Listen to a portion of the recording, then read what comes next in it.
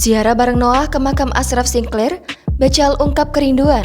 Dia sebut hidup tidak sama tanpamu di sini.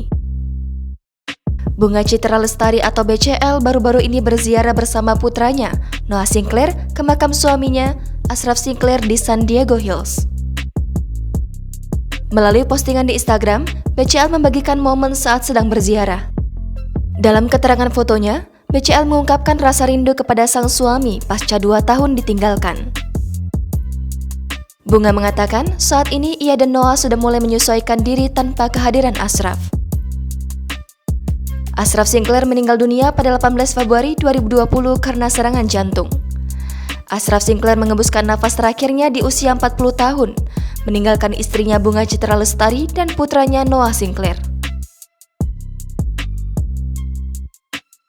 Pada Jumat, 18 Februari 2022 adalah 2 tahun kepergian aktor dan suami dari Bunga Citra Lestari, Ashraf Sinclair. Sebelumnya, BCL mengunggah foto lamanya bersama Ashraf saat mereka sedang berlibur di Paris, Prancis.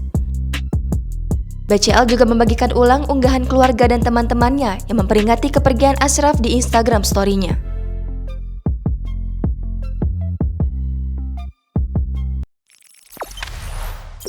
Jangan lupa subscribe, share, komen, dan like ya!